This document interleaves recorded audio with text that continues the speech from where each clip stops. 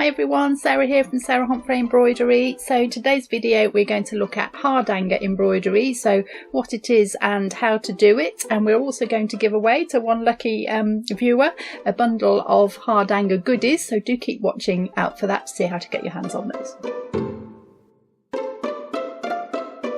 So what's Hardanger embroidery? So Hardanger, or Hardangersom as it's also known, which is work from Hardanger, is a white work technique incorporating cut work, drawn thread work and counted stitches.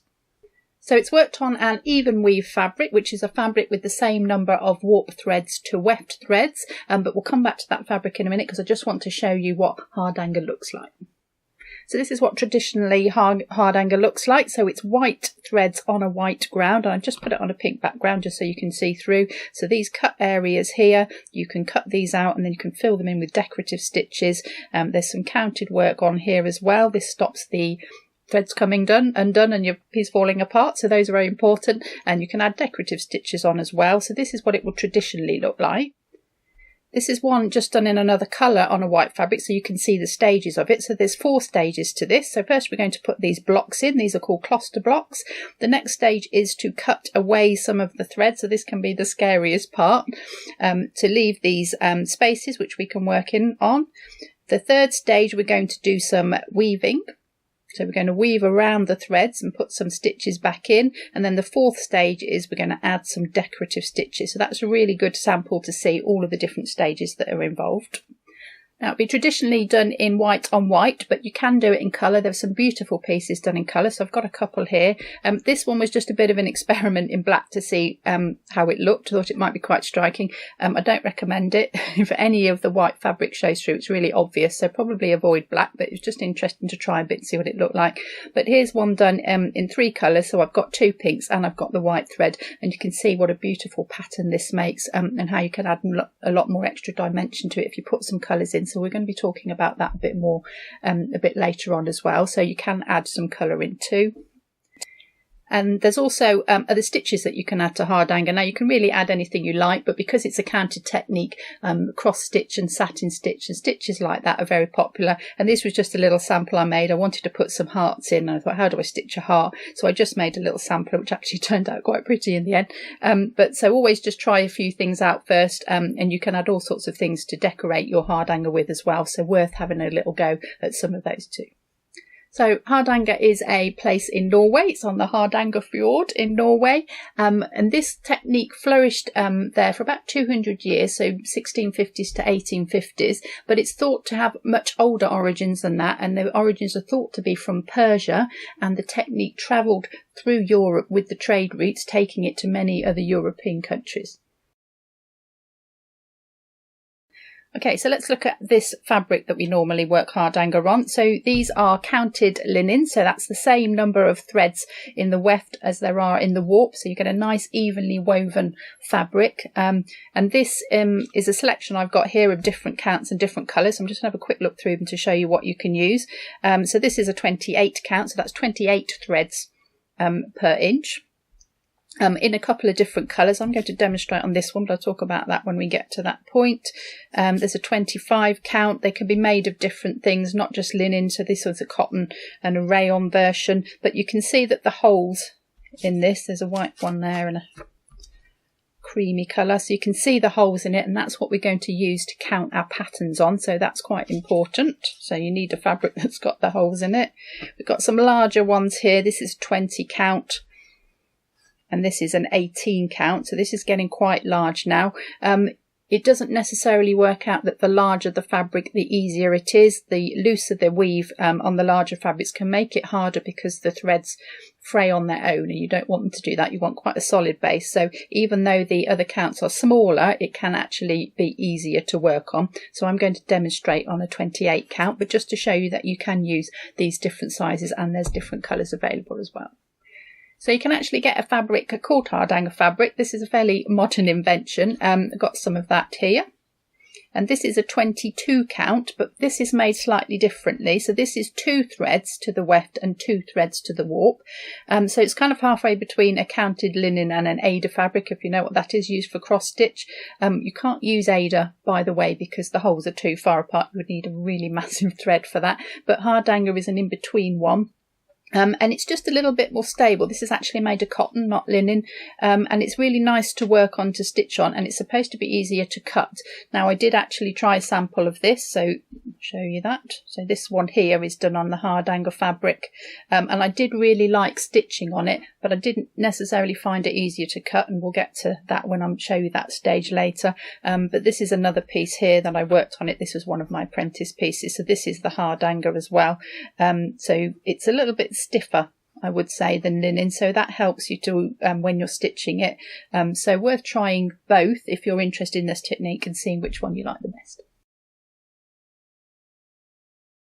So let's look at the threads that we use for Hardanger. So traditionally it was done in white threads, so white threads on a white background, and it would be a perlé thread. So that's a cotton thread, and it's 2 ply, so 2 pieces wound together, and you would use it like that, so you don't strand it like you do for stranded cottons, and it does come in different sizes.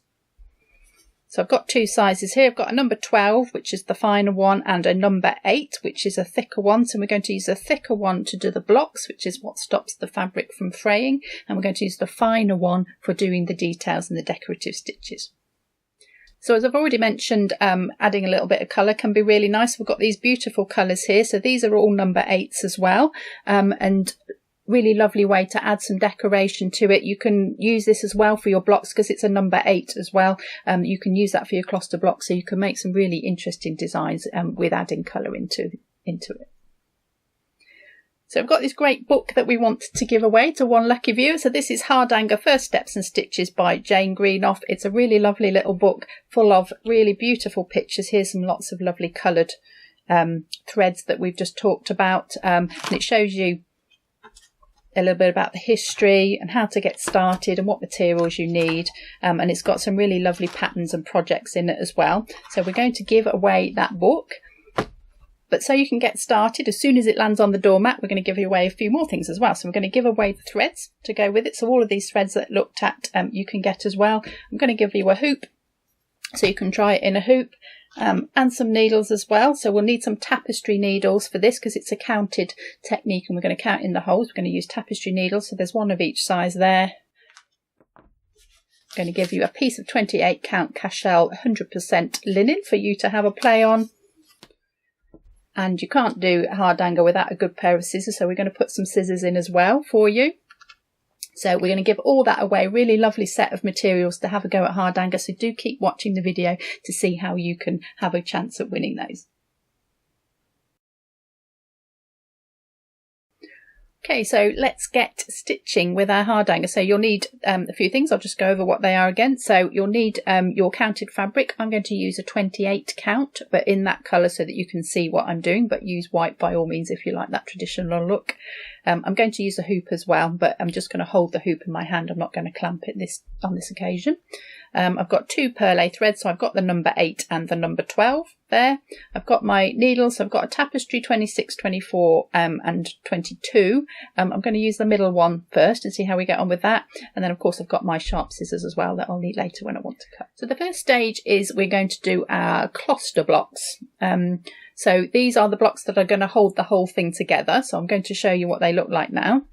So I've just got mine in a hoop, as I've mentioned before, but I haven't clamped it because I want to be able to turn it round. So to do these stitches, I'm going to start at the top and I'm going to come down the side, and then you can turn it round easily if you want to. I found this much more helpful to be able to move this around, and sometimes we're going to need to turn over and look at the back as well. So I've got it in a hoop, but I've not clamped it so that I can be a bit portable with it. So these are the Kloster Blocks that we're going to do here. This is what they look like. And these are 5 stitches, 5 satin stitches. Now there's 5 stitches over holes, so I'm going to count holes. Now I know Jane Greenough says in her book not to count holes, to count threads, because it depends where you count your holes from. If you count from the wrong place, then you'll go wrong, whereas 4 threads is always 4 threads. So I suggest you try both and see which works for you. I like holes because I can actually put the needle in the hole and go 1, 2, 3, 4, 5. So as long as you count where you come out of the fabric as your first hole, it will work, but try both, as I said, and see which one works for you. So I've got a number 8 perlé thread in a number 24 tapestry needle for my 28 count fabric. Don't forget, I will put those details below because it can get a bit confusing about what size you use with what. So we're going to stitch these blocks. So they're 5 stitches over 4 threads, but I'm going to count the holes because it's 5 stitches and 5 holes, and then that's easy to remember, 5 by 5. I'm going to count it from here and then turn it around and use that as the top because I've got this in symmetrical. This is going to show the different stages of the design so you can see what I'm going to work next. So I've got 1, 2 holes out from there, and then I'm going to start my thread there. So I started with a knot on the top, and my thread is going to travel underneath, and we're going to stitch over that thread, and then we'll just turn it over on the back and check it's all caught in before we cut the knot off. So that's called an away waist knot, because it put it away from the work while I stitch my first block in place. So I'm starting in the middle of here, and I'm actually going to turn it round, so I'm going to make that the top now. If you learn this this little sample here, this will stand you in good stead for all Hardanger, so it's well worth having just a little practice on this before you jump into something really beautiful, because this is all of the techniques that you'll need to know to do larger pieces later. So I'm going to work my first block, so this is the middle stitch, and I'm going to count holes. So it's hole 1 where I came out with my thread, 2, 3, 4, 5. Take my stitch through to the back, so that's the first one. So we're going to do 5 stitches, so that's the middle one. I'm going to do 2 to either side of that.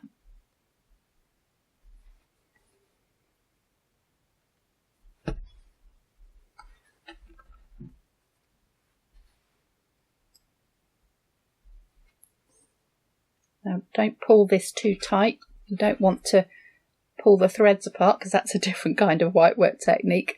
So a nice gentle tension on this. Don't pull it too tight, just let the stitches sit nice and flat.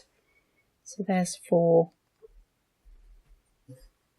and there's 5. So there's my first block. So the second block is going to be attached to that. So I've gone down at this hole here. So what I'm going to do is count 5 holes or 4 threads out to here. That's 1, 2, 3, 4, 5. Make that hole, and I'm going to come up in that hole there.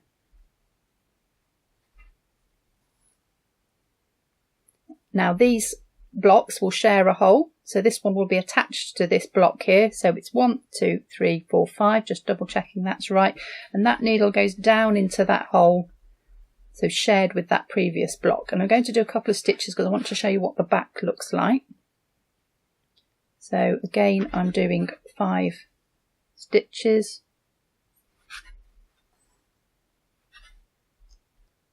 You'll notice I've changed direction. So if I'm my first block, they're vertical, my second block are horizontal, my third block will be vertical. So every time you do a new block, you change direction.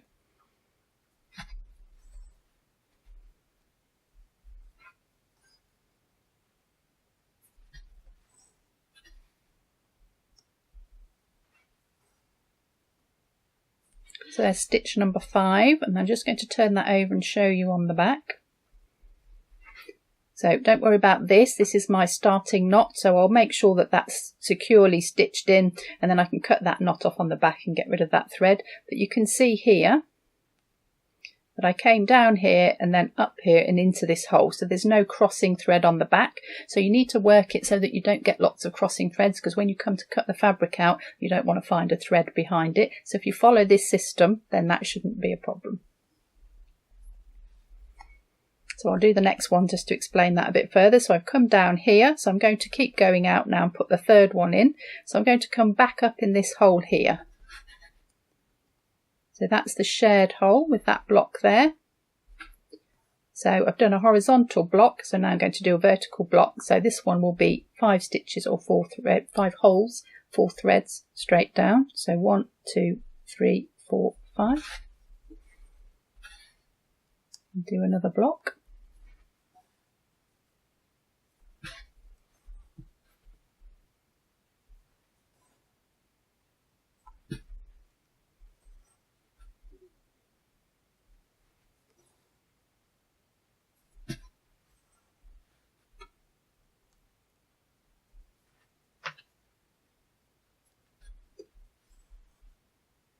So there's my 5 stitches. I'm going to do one more block, then I'm going to change the direction and come back in on myself again.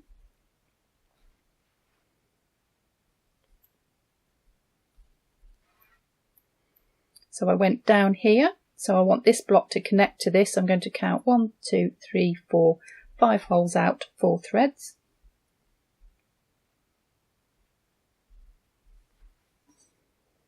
And share the hole again. And do another block. So again, I've changed direction, so now I'm going horizontally.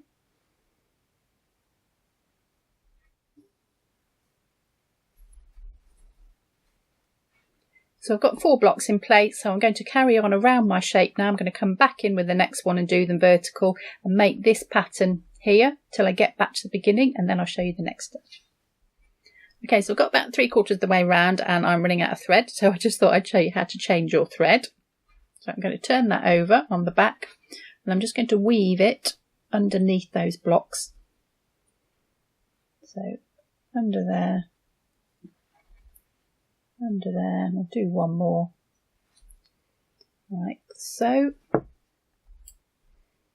Cut that off nice and close, so you can see that's nice and tidy. I haven't got any stray ends, which is going to show on something that you've got to cut away later. So do start and finish your threads in the right way. Start a new thread the same way that I started at the beginning. So my next block will be here and it will be horizontal, so I'm going to put my knot up there and come down to this hole here. That's the shared hole, and then I'm going to stitch that way and that will stitch over that thread on the back, and then I can cut the thread off. So I'm on my last block, and this is a good time to double check that you've counted properly. So just count this last one and make sure it still is 5 holes and 4 threads, because if it's not, you've gone wrong somewhere and the rest won't work. So it's important that these Kloster blocks are the right size, they are the right count, because we won't be able to do the next bit if they aren't. So this is the time to check.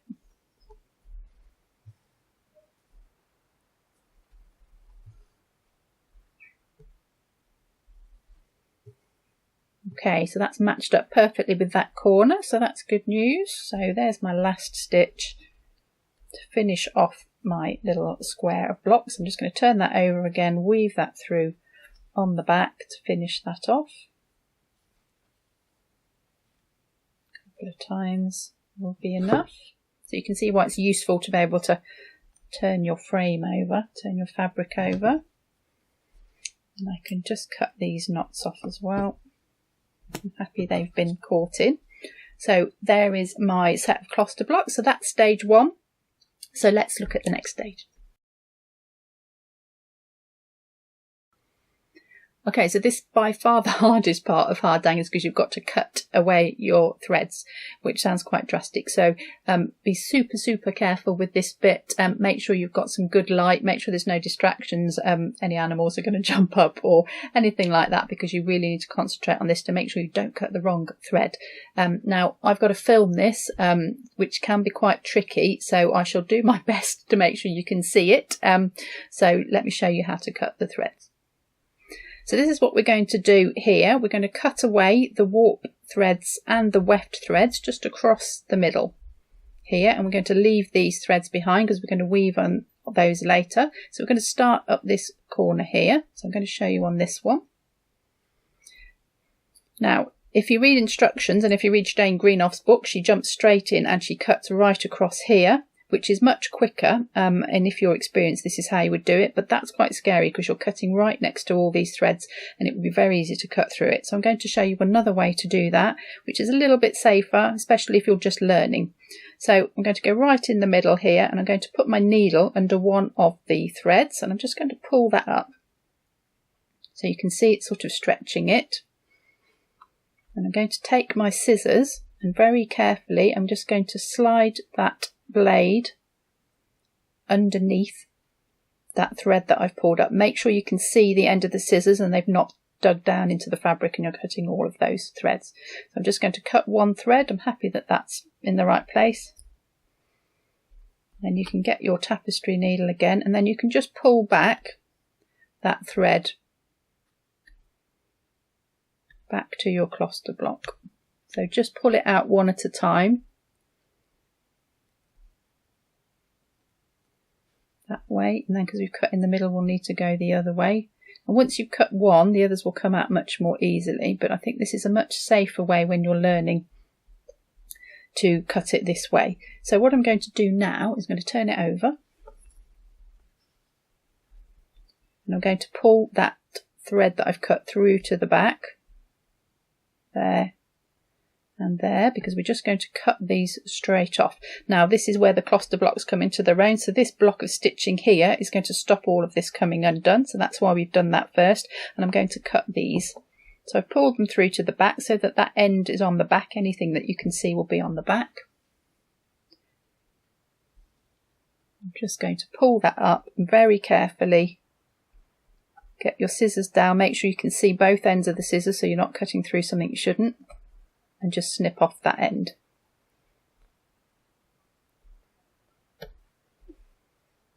So we've cut our first piece. So now what we can do is we can put the needle in and we can just slide that second one across. So everything's a lot looser now we've cut the first one, but we can do the same for that. So I'm going to bring my needle underneath, pull that up again so it's nice and free. Get my scissors underneath super carefully. Make sure you can see the end of the blade. Cut that one thread. And now you can pull that out, and you'll find that much easier to pull out now. Again, I'm going to turn it over. So on the back, I can just pull it up to the back, like so. And you can either cut those off as you go, or if you want to, you can finish cutting. So I'm just going to cut all the warp threads, that's these ones here, inside that block. So I've got another two, there's that one there and that one. So I'm cutting away 4 threads. So make sure you're clear which one you want to cut. Scissors underneath. Make sure you can see the end. Snip. Pull that out.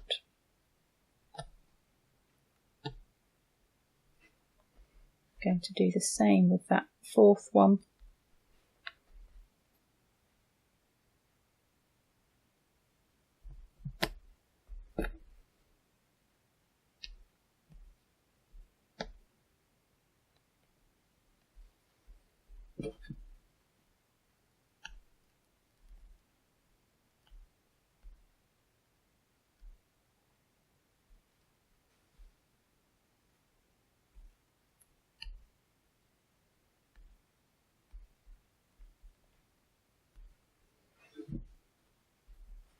So I've pulled them all through to the back. Now just makes cutting it easier. You can cut them together, but just be careful again that you're not cutting anything you shouldn't be. You can make them stand up, and you can just cut them off.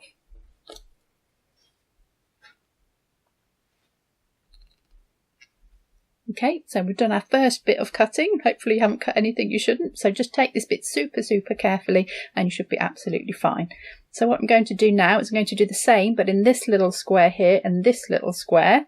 So we've pulled all of the warp threads out first, and then going to come back and do the weft threads. So exactly the same way, turn it round and pretend that this is where you started if you like. So you can take the middle one again. Much easier now, there's some threads missing.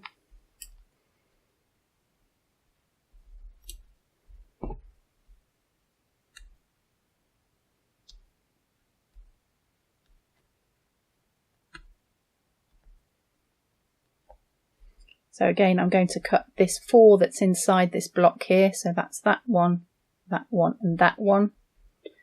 And the more confident you get, the more you can cut together. I wouldn't recommend more than a couple at a time though. And we'll pull those out, and then I'll show you what we do next. Okay, so we've done all of our warp threads across the middle, so here and here, so we've got a hole in the middle, but we want this little hole all the way around. So what we need to do now is to cut away these 4 threads here, put the needle underneath in each of these little corners so that we get this hole all the way around. So obviously these are a lot shorter, but you can do them the same way. So if you want to, you can do one at a time. If you're feeling more confident now, you could do a couple and you could come right up to that Kloster block there, but do be careful if you do it this way. Make sure you can see the point of the scissors. Sharp snip.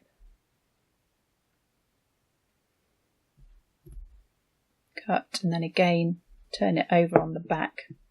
Got those 4 short ends there. You can just pull those up and cut those off.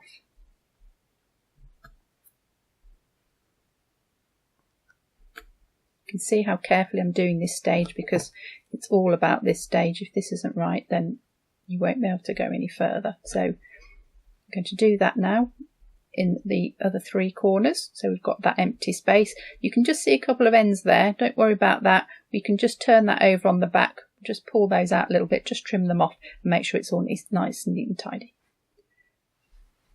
Okay, so we've cut all of the corners out like so. So you can see the warp and the weft have gone. They remained in that section there, but we've got these open ones in the corners here. So we're going to work something in those and something around these bars as well. So just want to say at this point, if you do cut something that you didn't mean to cut, all is not lost. So if you cut the thread of one of the Kloster blocks, stop immediately you're cutting what you're doing. You can take that thread out. You can just cut across it, pull that Kloster block back until you've got enough end to finish off, and you can put another one in over the top of it.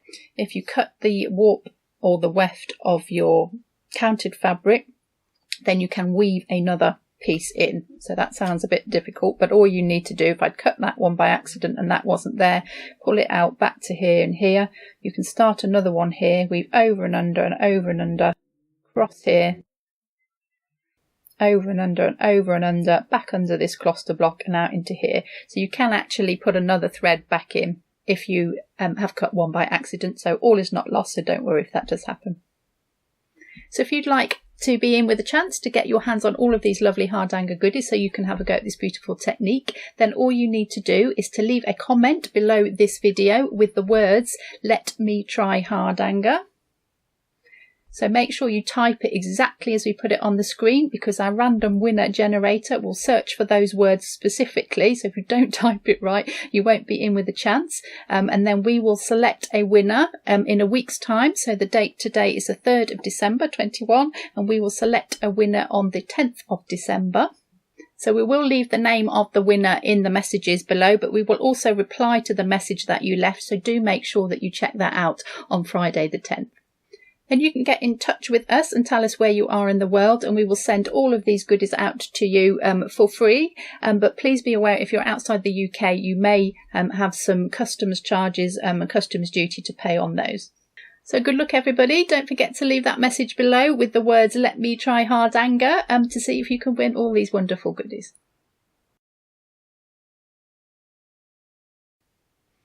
So now we're on to part 3, and we're going to put some stitches back in. So we're going to do our woven bars. So this is what they look like. So these are them here. So we're going to weave a thread back around these loose threads here. This is quite fragile now that it's been cut, so you want to be very careful with it at this stage. So when we put these bars back in, it will make it much more stable again. So I've changed my thread now. So I'm going for a finer thread, so I've gone for a number 12 Perlé now, and I've taken my needle size down as well, so I've got a Tapestry 26 for that. And I'm going to weave around these bars here. So I'm going to put the knot on the top there. So that's my away waist knot. Turn it over. I'm going to slide it under here. And then I'm going to come up in the middle of these 2 bars here.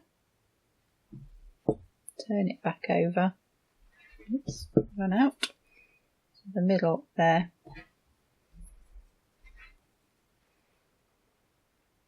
So my thread's gone underneath here, and I've come up in the middle here, and I'm going to weave these. Now this is much easier if I do it from right to left. So I'm going to turn my frame again. So the only thing you need to know about this is to keep the tension nice and even. This isn't difficult to do. So we've come up in the middle, so I'm going to go from right to left under 2 threads. So this is why we need to do 5 holes and 2 threads, so that we can weave evenly now.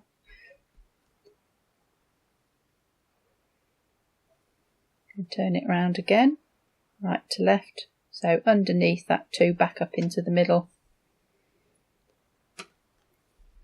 Pulling it fairly tight, you can see it drawing those threads in.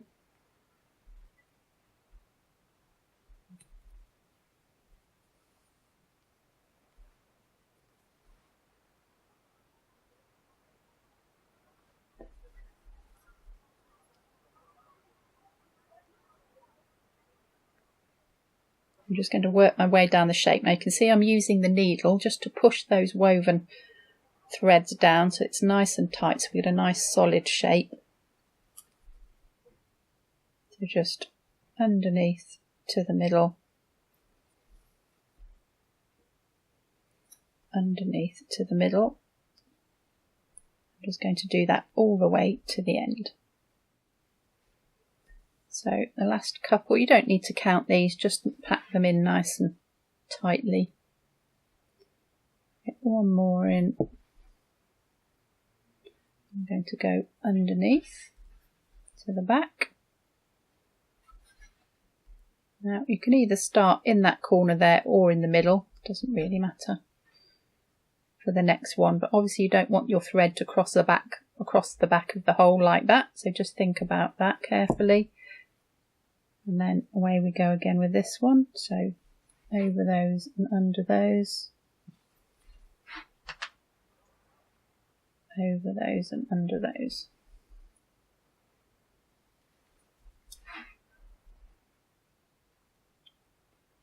So I'm just going to work my way around all 4 of these bars. You can just stop here, start with the next one and work your way around back to the beginning. So I've reached the end of my final one now. There's a bit of a storm going on outside, so if you can hear the rain, I'm really sorry about that. I'll try and speak a bit louder so you can hear me rather than the rain. So I'm just going to go down on that centre one there to finish that off, and then to finish off my thread, you can again just weave under these Kloster blocks. You can go around a few times just to make sure that's really secure. You can go down the back of these as well if you want, but it does tend to pull that a little bit, so I tend to just stick to those ones when I'm happy that I've been around enough times. Carefully cut that off, cut off my starting thread as well. And that is my woven bars.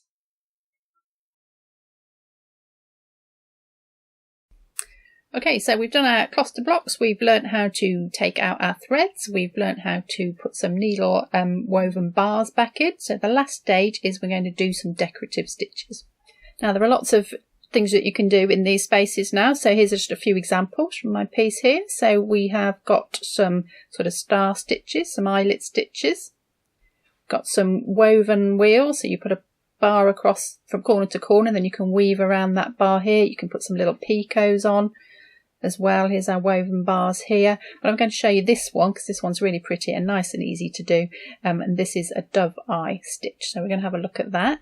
So I'm going to use a finer thread again, so this is the number 12, so you can see that here. If I do it too thick, it just fills up that space and it doesn't look very delicate. So to get that nice lacy stitch, we're going to stick to this finer thread and we're going to work these dove eyes. Okay, so I'm going to work it in these squares here. So I'm going to start, where shall I start? I'm going to start up here with my knot, doesn't really matter, it's symmetrical. Turn it over, weave it under again, just to start that thread off.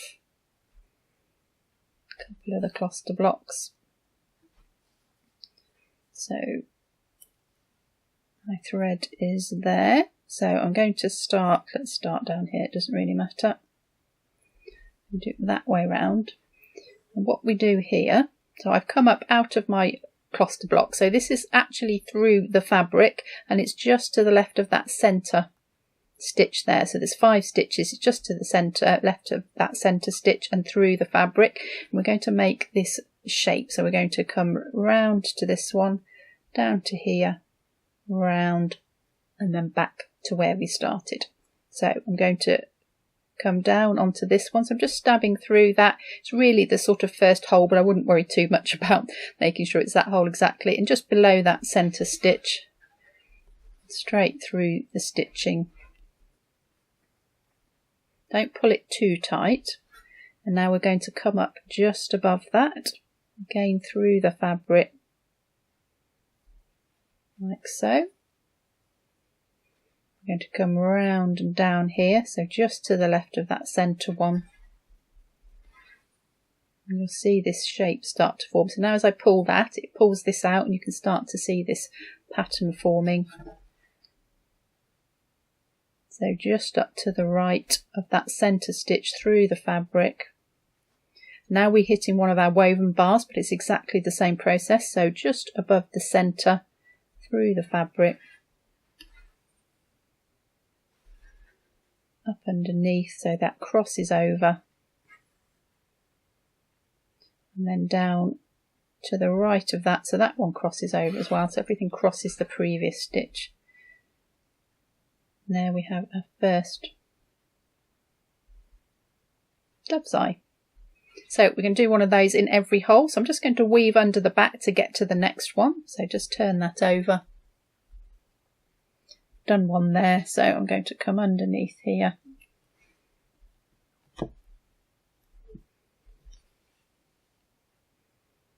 Oops, just caught a bit of a thread.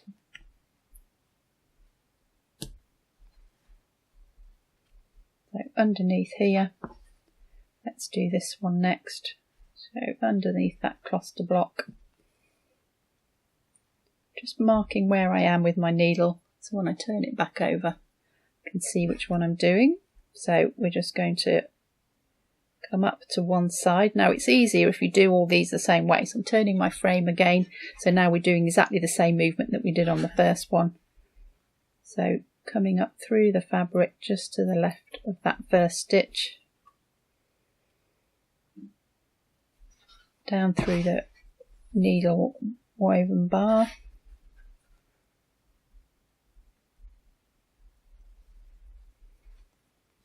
up above it, so they all cross over.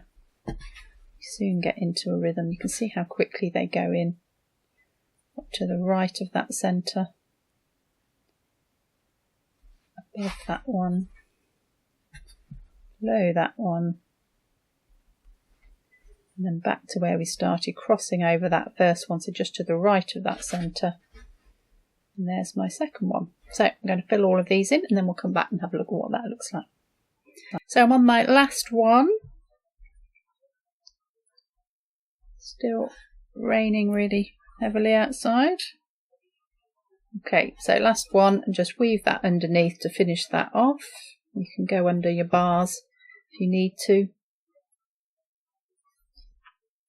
Nice and neat on the back. Cut my thread off. Cut my little starting knot off. And there we have it. So there's the 4 stages. Not that difficult to do, just the cutting that's slightly awkward, so just take care with doing that. It is worth trying this sample out first just to get the hang of all of these techniques, because once you've done that, the world is your oyster and you can have a go at lots of different designs, so I'll show you that now. So basically all Hardanger designs are made up of those steps we've just done. So once you've learnt those, you can have a go at making your own. So I've just got a piece of graph paper here with little squares on it, and you don't even need to draw the stitches in. You could just draw a square in for each cluster block. There, you can see how they turn in the different directions as you go round. So this is a very small version of what we've just done. It's a slightly larger one, but then you can make all sorts of interesting shapes. You can make them longer if you want to. This will work. There's a little heart shape here. I've done some different patterns, a little balloon as well. It's quite fun. A little house, which I haven't had a go at yet because I'm not sure if that one works or not. But I did try a little Christmas tree. There's my little Christmas tree, and in those coloured threads that I showed you earlier that are in our giveaway, just to show you what effects that you can do with this, and you can add all sorts of other stitches to it and beads and all sorts of things to make this really pretty. And I just want to mention as well the background you put it on, because obviously we've cut some threads away. You can now see through the design, so what you put behind it is going to matter. So you can either frame it up with another piece of fabric behind it, you could make it into a cushion, a pin cushion, cushion or anything you like that, but do think about what's gone behind. So this has got the green on, which makes quite a difference because the green is now shown through the hole. So just something else to think about, but do have a little play and come up with a design, because it's really easy to do once you know those basic techniques. So I hope you've enjoyed that little look into Hardanger and are inspired to have a go yourself. Don't forget to enter our competition to see if you can get your hands on all the goodies. If you don't happen to win the competition, you can still get your hands on the goodies. We've got the fabric and the needles and the hoops and the perlé threads for sale on the website as well, so you can have a go too. We'll put a link to that in the description below the video. Do check out all our other videos, loads more going on there. One that you might really like down here. Do give us a thumbs up if you enjoyed it, and we'll see you next time.